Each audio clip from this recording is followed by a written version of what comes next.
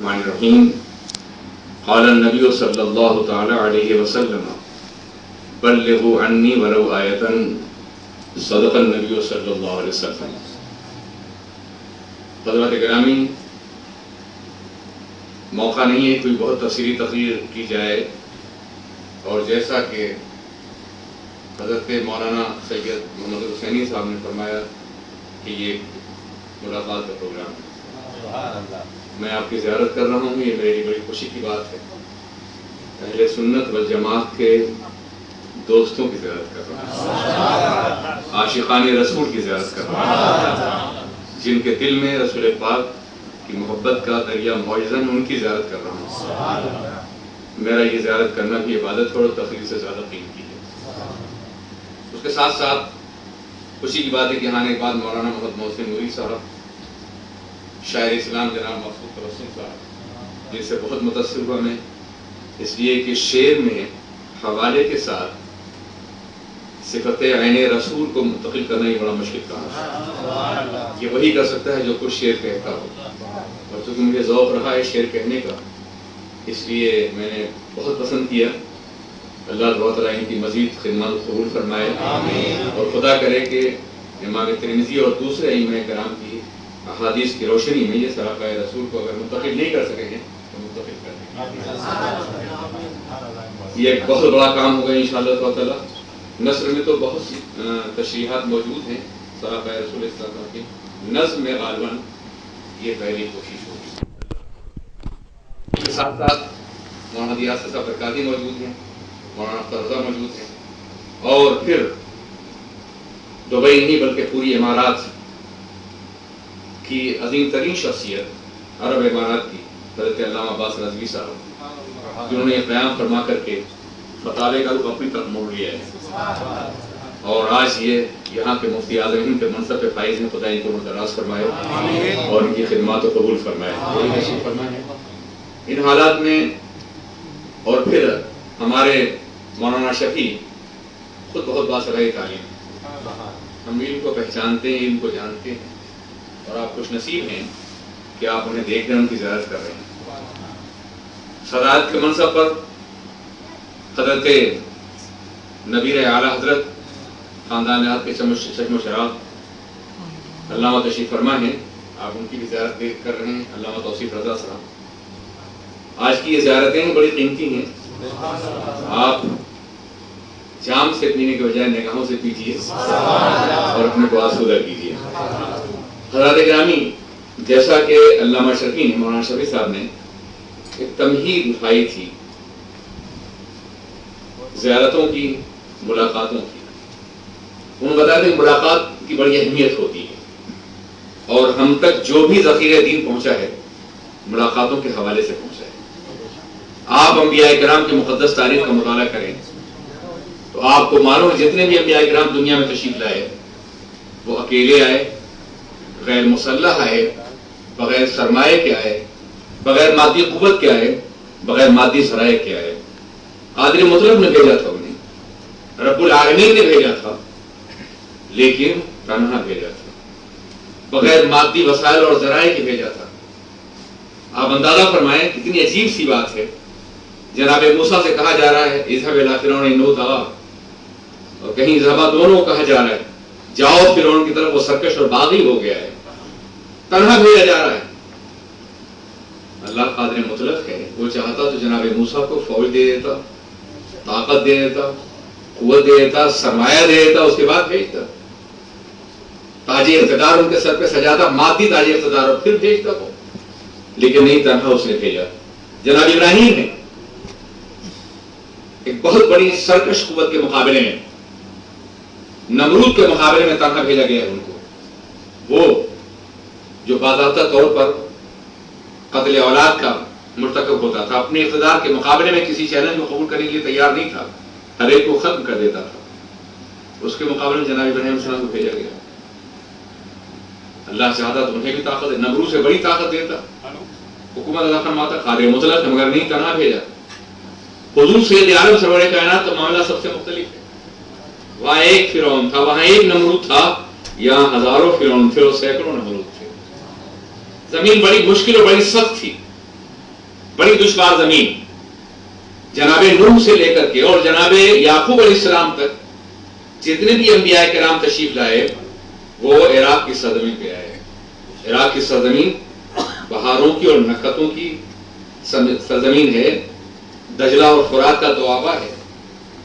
हजरत याकूब की हिजरत के बाद से लेकर जनाब यूसुफ अलैहिस्सलाम से लेकर के और फिर हजरत ईसा अलैहिस्सलाम तक जितने अंबिया किराम आए फलस्तीन की जमीन पे आए। वो भी नखतों की जमीन है, पहाड़ों की जमीन है, फूलों की जमीन है, रानाइयों की जमीन है, घरों की जमीन है। मगर मेरे आका को, आपके आका को हुजूर पत्थरों की जमीन भेजा गया। जमीन भी पत्थर की है, दीवारें भी पत्थर की हैं, पहाड़ भी पत्थर के हैं, माहौल भी पत्थर का है, दिल भी पत्थर के हैं, माबूद भी पत्थर के हैं, बंदे भी पत्थर के हैं। हर तरफ पत्थरों का माहौल है और पत्थरों के इस माहौल में सरवर कायनात सल्लल्लाहु अलैहि वसल्लम को भेजा गया कि इन पत्थरों को लाला का जिक्र देना है, इन पत्थरों को दर्द दिल देना है, इन पत्थरों को सोजे दुल देना है, इन पत्थरों को आहे सुबगाही देना है, इन पत्थरों को नालैन शबी देना है, इन पत्थरों को इरफान खुदाबंदी देना है, इन पत्थरों को तौहीद का मिजाज देना है, इन पत्थरों को क़यादत इंसानी का शऊर देना है, इन पत्थरों को अजीम तर देना है, बनाना है, इन पत्थरों को आईना बंदी का मिजाज देना है। और आपने देखा कि पत्थर खाने वाले रसूल ने उन पत्थरों को उठाया और आसमान के सितारों से बुलंद कर दिया। ये वो इनकलाब था जो आकाए दो जहां ने बर्पा फरमाया। अल्लाह चाहता तो उन्हें भी ताकत दे के भेजता, उन्हें भी कुव्वत दे के भेजता, उन्हें भी सरमाया दे के भेजता और इख्तियारी थी ताकत उनकी।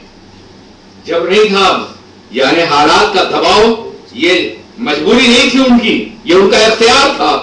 वरना खुद फरमाते हैं लौशे तो लसात मैयत जिबाल ज़हबा, अगर मैं चाहता तो सोने पहाड़ के चलते मेरे पास, लेकिन अगर ताकत दे के भेजा जाता, बादशाह बना के भेजा जाता, हुकूमत दे के भेजा जाता इब्राहिम अलैहिस्सलाम को और जनाब मूसा अलैहिस्सलाम को और सरवर कायनात को और अंबिया को, तो दुनिया ये कहती कि दो बादशाहों की जंग थी, एक कामयाब हो गया, एक नाकाम हो गया। लेकिन गैर मुसल्लम भेजा गया, तन्हा भेजा गया, ताकि जब पैगंबर कामयाब हो, नमरूद शिकस्त खा जाए, फिरौन डूब जाए और अबू जहल और अबू लहब वक्त के फराइना मिट जाए, तो दुनिया ये कहे कि ये ताकत की नहीं, हक की कामयाबी है, सलाखत की कामयाबी है, ये इस्लाम की कामयाबी है। और दुनिया को ये मन पैगाम भी देना था, ये बताना भी था अंबिया किराम के मुकद्दस हयात से कि खबरदार, अगर तुम्हारे पास ताकत नहीं है, कुव्वत नहीं है, सरमाया नहीं है, तो ये इक़्तिदार ज़माना के सामने झुकने की जरूरत नहीं है। हक पर कायम हो जाओ, हक गालिब रहेगा, हक बुलंद रहेगा। वअंतुमुल आलौन इन कुंतुम मोमिनीन, तुम ही सरबलंद हो अगर तुम मोमिन हो तो। ईमान कभी शिकस्त खुर्दा नहीं होता है, याद रखो ना, ईमान टिकता है। टिका वो करते हैं जो कहीं बिक न चुके हों। हम तो बाजारे मदीना में बिक चुके हैं, हमको तो रसूल पाक की रहमत ने खरीद लिया है, इसलिए दुनिया की कोई ताकत अब हमारा सौदा नहीं कर सकती है। अज़ीज़ान मिल्लत इस्लामिया, अल्लाह के रसूल आखिरी नबी बनकर के आए। आपसे पहले अंबिया किराम तशरीफ लाते रहे, किताबों पे किताबें जलमगर होती रही, सहाइफ आते रहे, मगर हुजूर रहमत आलम के बाद कोई किताब नहीं आएगी। वो आखिरुल खातमुन नबीय्यीन हैं, उनकी किताब खातमुल कुतुब है, उनके बाद न कोई किताब आएगी न कोई नबी जलमगर होगा। अगर कोई शख्स ये दावा करता है तो झूठा है, वक्त का कज़्ज़ाब है वो, अगर इस तरह की बात करता है। कोई नबी नहीं आएगा, कोई रसूल नहीं आएगा, कोई पैगंबर, न कोई ज़िल्ली नबी आएगा, न बुरूज़ी नबी आएगा, न बुत्थे नबी आएगा, न मुक़ल्लिद नबी आएगा, कोई नबी नहीं है। बल्कि ये सारी तफ़सीमें दरअसल एक बातिल और झूठे कज़्ज़ाब की नबूवत को साबित करने के लिए है। वरना हकीकत नबी सिर्फ नबी होता है, न रसूल होता है, न बुरूज़ होता है, न वारिस होता है, न जौहर होता है। ये सारी तफ़सीमें इसलिए है कि एक बातिल शख्स को साबित करने की कोशिश की जाए। मैं अर्ज करना चाहता हूँ, सरकार बात कोई नबी नहीं आएगा और दीन क़यामत तक के लिए। जब भी दुनिया में जुल्म फैला, जब भी दुनिया में गुनाह फैला, जब भी दुनिया में सरकशी फैली, जब भी दुनिया में बगावत फैली, जब भी दुनिया में इन्हिराफ फैला, जब भी दुनिया में सजदे आवारा हुए, जब भी मज़ाक़ इंसानी को रुस्वा किया गया, जब भी पेशानियों का विखार लूटा गया, तो अल्लाह ने किसी नबी को भेजा, अल्लाह ने किसी रसूल को भेजा। तो क्या आज दुनिया में शिर्क नहीं है? क्या आज दुनिया में जुल्म नहीं है? क्या आज दुनिया में बुराई नहीं है? क्या आज दुनिया में सरकशी नहीं है? आज ये सब कुछ मौजूद है, तो पैगंबर क्यों नहीं जलवगर होगा?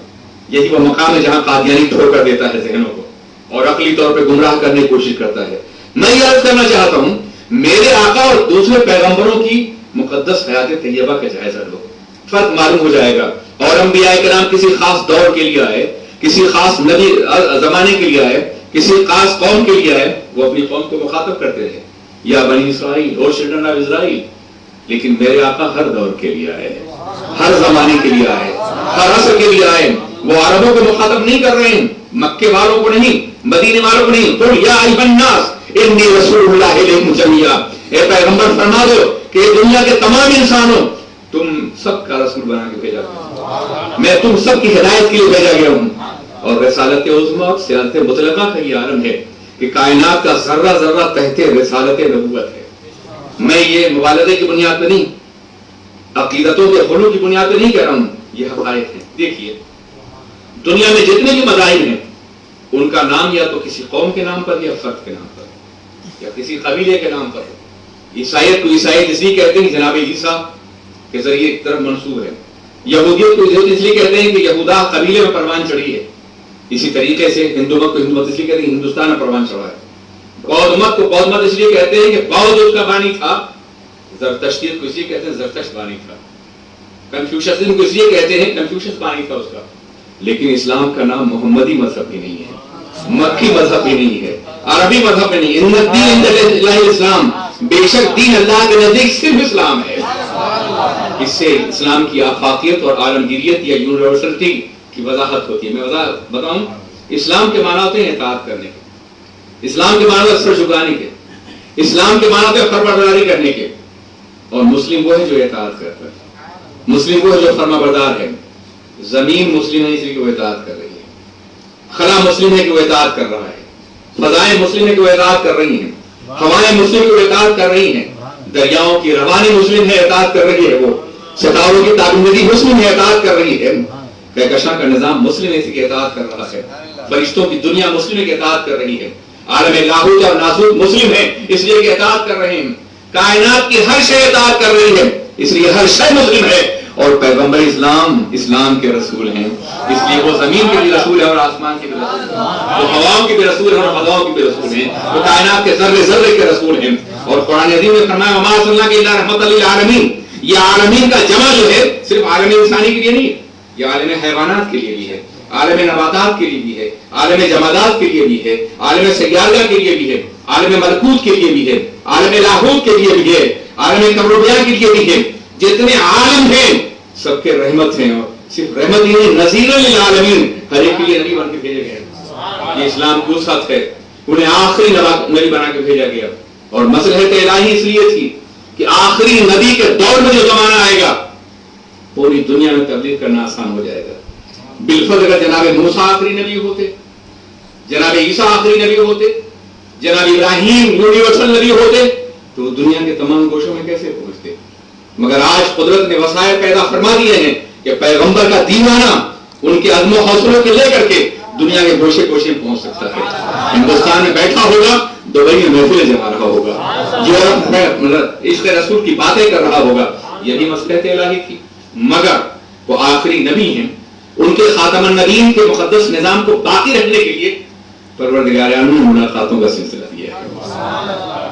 میں یہ عرض کرنا چاہتا ہوں، آپ کی گفتگو کی تھوڑی سی تائید ہے، ملاقاتوں کا سلسلہ دیا ہے۔ عزیزان ملت اسلامیہ، سب سے پہلے ہماری جو مقدس کتاب ہے قانون زندگی اور دستور حیات ہے، مکمل نظام زندگی ہے قرآن عظیم، اس کے حفاظ کا ذمہ توریت محفوظ نہیں کی گئی، انجیل نہیں، زبور نہیں، صرف نبی کے بعد نبی آنے والے تھے۔ توریت میں کرپشن ہوگا، کوئی نبی آگے ٹھیک کر دے گا، زبور بدلی جائے گی، نبی آئے گا، انجیل میں تبدیلی ہوگی، نبی جب اگر ہوگا، مگر قرآن پاک کے بعد کوئی نبی نہیں آئے گا۔ اس لیے ہر کتاب کی ذمہ داری امت کا سر ڈالی گئی، اور قرآن کی ذمہ داری اللہ نے خود اپنے ذمہ قدرت لے لی ہے۔ قرآن عظیم ارشاد فرماتا ہے، اور کس قدر پرجلال انداز ہے، پرشکو انداز ہے، عربی زبان و ادب کا ماہر کو سمجھ سکتا ہے۔ اِنَّا نَحْنُ نَزَّلْنَا الذِّکْرَ وَإِنَّا لَهُ لَحَافِظُونَ، ہم نے بلا شبہ ہم نے نحن نزلنا باب تنزیل سے نازل فرمایا الذکر قرآن عظیم معرفہ، وَإِنَّا اور بلا شبہ ہم لہو اس کے لیے لحافظون بلا شبہ حفاظت کرنے والے ہیں۔ کسی زبان میں ترجمہ کر کے دکھا دیجیے جہاں اتنی تاکیدات جمع کر دی گئی، جہاں اس قدر پرشکون اور پرجلال انداز جمع کر دے، یہ صرف قرآن پاک کا انداز بیان اور اسلوب بیان ہے. ہم نے قرآن کو نازل کیا ہے، ہم ہی اس کے بات کرنے والے ہیں. لا یاتیہ الباطل من بین یدیہ ولا من خلفہ، باطل نہ سامنے سے آئے گا نہ پیچھے سے آ سکے گا. قرآن محفوظ کر دیا کہ اسے کسی نبی کی ضرورت نہیں ہے. اور صرف قرآن ہی نہیں، سیرت رسول کی، سیرت رسول بھی قرآن کے زیر سایہ محفوظ کر دی گئی. ام المؤمنین زاہدہ صدیقہ رضی اللہ تعالیٰ عنہ سے پوچھا گیا، ہماری ماں سے، ام المؤمنین حضرت عائشہ صدیقہ رضی اللہ تعالیٰ عنہ سے پوچھا گیا تھا کہ رسول پاک کا اخلاق کیسا تھا. آپ فرماتی ہیں، گویا فرماتی ہیں، گویا اس لیے کہتا ہوں کہ میں اس کی تعبیر خود پیش کر رہا ہوں، گویا فرماتی ہیں. یہ سوال کرنے والے، کیا تو نے قرآن عظیم کا مطالعہ نہیں کیا؟ اگر قرآن عظیم کا مطالعہ کیا ہوگا تو الحمد کے علی سے لے کے والناس کے سین تک تمہیں تصویر کردار مصطفیٰ نظر آئے گی، تصویر اخلاق مصطفیٰ نظر آئے گی. تو گویا اللہ نے قرآن کی حفاظت کا ذمہ لیا، بقول عائشہ رضی اللہ تعالی عنہا سیرت رسول کی حفاظت کا ذمہ بھی لیا. اسی کو پورا قرآن ہے اور اس کا اہتمام مشیت نے کیا کیا ہے. میں تو کبھی کبھی سوچتا ہوں کہ اگر احادیث میں سیرت رسول موجود نہ ہوتی تو واللہ ہر مومن صرف قرآن سے سیرت رسول مرتب ہے اور رسول پاک کی حیات کے ہر گوشے کو. مزید آپ اندازہ فرمائیں، قرآن تو اپنے مقام پر ہے، مگر سیرت رسول اور قانون رسول کو منتقل کرنے کے لیے ایک ایسی جماعت عطا فرما دی گئی جس کا یہ عالم ہے کہ 70 سے لے کے 400 صحابہ تک صفہ کے چبوترے بیٹھے ہوئے ادائے رسول دیکھا کرتے تھے، حیات رسول دیکھا کرتے تھے. دنیا میں نمالم کتنے بڑے لوگ گزرے ہیں، کیا کوئی ایسا بھی ہے کہ جس کی زندگی کا ہر گوشہ محفوظ کر لیا گیا؟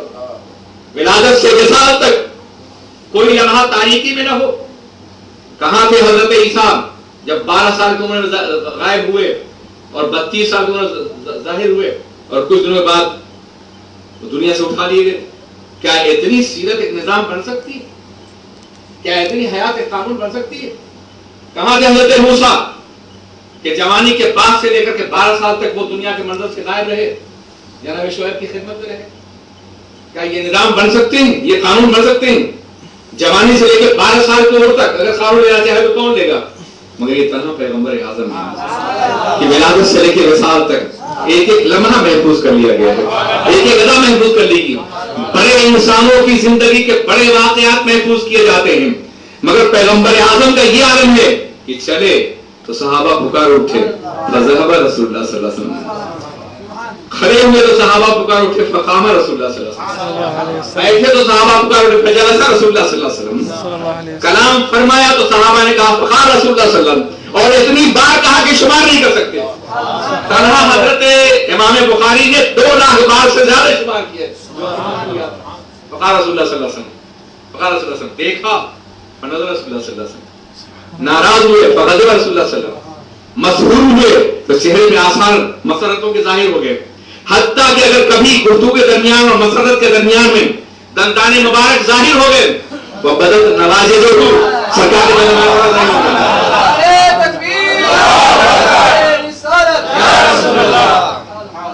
صحابہ نے ایک ایک لمحے کو محفوظ کر لیا تاکہ سیرت رسول کا کوئی لمحہ گوشت تاریخی میں رہ جائے، کسی دور میں بھی مسلمان تشنہ قانون نہ رہ جائے، کسی عمر کا مسلمان تشنہ قانون رہ جائے. ان کا بچپنا دیکھنا ہو تو آغوش آمنہ سے لے کر کے اور حضرت حلیمہ سعدیہ کے زمانے تک دیکھو، سفر تجارت کا جائزہ لو. ان کا شباب دیکھنا ہو تو فضول کا دور دیکھو، وہ دور دیکھو کہ جب نبوت کے اعلان سے پہلے بھی وہ انسانوں کی حمایت کے لیے قبرستہ رہتے تھے، اور ان کی عمر کا وہ حصہ دیکھنا ہو جب نبوت میں اثر آئی ہے تو دیکھو کون ایسا انسان ہے جو قانون نہیں حاصل کر سکتا ان سے. آج ایک طبقہ پیدا ہو گیا گمراہوں کا جس سے ہماری جنگ ہے، ہم حالت جہاد کی. وہ طبقہ یہ کہتا ہے کہ پیغمبر کی وہ زندگی جو اعلان نبوت کے بعد کی ہے وہ قابل تقلید ہے، پیغمبر کی وہ زندگی جو پہلے کی ہے وہ قابل تقلید نہیں ہے. گویا 40 سال سے پہلے کا انسان اسے قانون نہیں لے سکتا، بچے نہیں لے سکتے ہیں، جوان نہیں لے سکتا ہے. کتنا بڑا عالمیہ ہے اور دین کو نامکمل کرنے کا کتنا بڑا بدترین منصوبہ ہے. میں عرض کرنا چاہتا ہوں، چیلنج کرنا چاہتا ہوں، جو یہ کہتے ہیں کہ پیغمبر کی 40 سال کی بعد زندگی قابل نمونہ ہے، وہ مجھے یہ بتائیں کہ ولادت سے لے کے 40 سال تک کیا کوئی لمحہ رسول پاک کا قرآن سے ہٹا ہوا ہے؟ آئین سے ہٹا ہوا ہے، قرآن پاک کے مقدس دستور سے ہٹا ہوا ہے، جو بنیادی عقائد ہیں ان سے ہٹا ہوا نظر آتا ہے؟ اگر نہیں تو اس کا مطلب یہ ہے کہ اللہ کی مرضی یہ تھی کہ محبوب 40 سال تک قرآن پڑھ کے دکھا دو اور 40 سال بعد قرآن پڑھ کے سنا دو،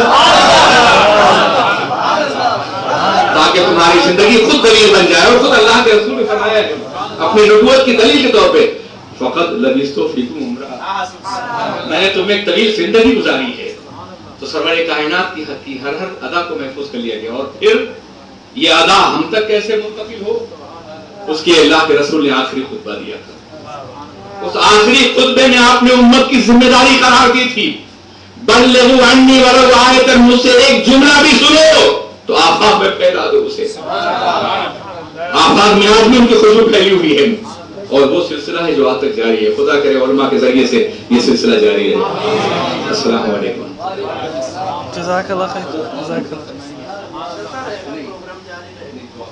دعا کرتا ہوں کہ اللہ ہم سب کو ایمان و عمل کے ساتھ رکھے، جتنے بھی ساتھی یہاں موجود ہیں اللہ انہیں طویل زندگی عطا فرمائے، درازی اور بالخیر عطا فرمائے، ایمان و عمل کے ساتھ کوئی بھی فتنہ ہمارے قدموں میں لغزش پیدا نہ کر سکے، کوئی بھی طاغوت ہمارے ایمان پہ ٹاکا نہ ڈال سکے، اور اللہ ہمیں دنیا میں بھی سرخرو فرمائے اور آخرت میں بھی۔